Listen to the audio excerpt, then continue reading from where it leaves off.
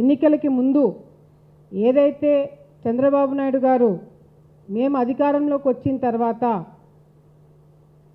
Super 6 కావచ్చు, ఇతర పథకాలు కావచ్చు, ఇవన్నీ కూడా అమలు చేస్తాము అని చెప్పినప్పుడు హేళన చేస్తున్నారు. వైసీపీ పార్టీ వాళ్ళు హేళన చేస్తున్నారు. ఇది సాధ్యం కాదని చెప్పినారు.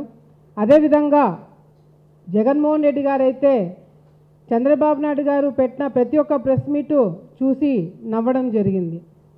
కానీ ఈరోజు ఎన్డీఏ ప్రభుత్వం వచ్చిన తర్వాత ఏదైతే మాటల్లో చెప్పిన పథకాలన్నీ ఈరోజు చంద్రబాబు నాయుడు గారు చేతల్లో చూపిస్తుంటే అది భరించలేక, ఓర్చుకోలేక, ఇది ఎట్లా సాధ్యము, మాకు సాధ్యం కానిది వీళ్ళకి ఎట్లా సాధ్యం అవుతుందని చెప్పి వాళ్ళు భరించలేక ముక్కు మీద వేలేసుకొని ఈరోజు తప్పుడు ప్రచారాలు చేయడం జరుగుతుంది. ఈరోజు రాష్ట్రంలో వైసీపీ పార్టీకి సంబంధించిన ప్రతి ఒక్కరు కూడా న్యూసెన్స్ క్రియేట్ చేస్తూ ఏదైతే కంటికి కనిపిస్తున్న పథకాలు అమల్లోకి వచ్చినా కూడా ఏవి జరగట్లేదు, ఎన్డీఏ ప్రభుత్వము ఏమీ చేయట్లేదు, ప్రజల్ని పట్టించుకోలేదు అని చెప్పి అవాస్తవాలు మాట్లాడుతూ ఏదైతే సూపర్ 6 ఏం చేయలేదంట, పథకాలు ఏమి ఇవ్వలేదంట, అసలు ఈ సంవత్సరము ఏ పనులు కూడా చేయలేదని చెప్పి మాట్లాడుతున్నారు. ఈరోజు వైసీపీ పార్టీ వాళ్ళకి కొన్ని విషయాలు గుర్తు చేయాల్సిన అవసరం ఎంతైనా ఉంది.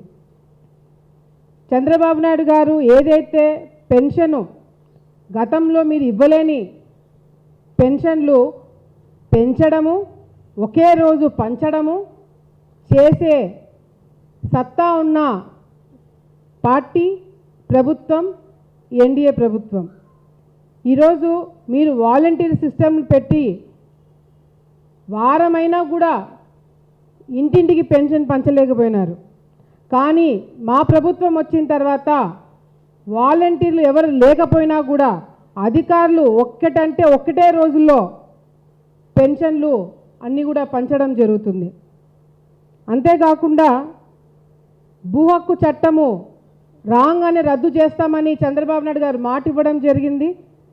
అధికారంలోకి రాగానే భూ హక్కు చట్టాన్ని కూడా రద్దు చేయడం జరిగింది. డిఎస్సి పైన నిర్ణయం తీసుకోవడం జరిగింది. అన్నా క్యాంటీన్లు మళ్ళీ రీఓపెన్ చేయడం జరిగింది.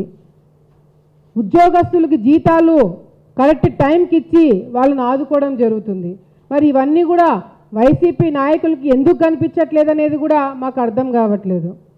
అంతేకాకుండా సూపర్ 6 ఏం చేయలేదు, సూపర్ 6 ఏం చేయలేదని చెప్పి మాట్లాడుతున్నారు. ఏదైతే ఉచిత గ్యాస్ సిలిండర్ సంవత్సరానికి 3 ఇస్తామని చెప్పినామో అది మొదలయ్యి చాలా నెలలు అవుతుంది. ఆగస్టు 15 నుంచి మరి ఉచిత బస్ ప్రయాణము మహిళలకు ఇస్తామని చెప్పినాము, అది కూడా మొదలవ్వడం జరుగుతుంది. నిన్నటి నుంచి తల్లికి వందనము స్కీమ్ కూడా మొదలైంది, అది కూడా డబ్బులు నిన్నటి నుంచి పడడం జరుగుతుంది. మరి అంతేకాకుండా రైతులకు డబ్బులు వేస్తామని చెప్పినాము, ఏ రోజైతే కేంద్రము డబ్బులు వేస్తుందో అదే రోజు రైతులకు మేము కూడా డబ్బులు వేస్తామని చెప్పి చంద్రబాబు నాయుడు గారు చెప్పడం జరిగింది.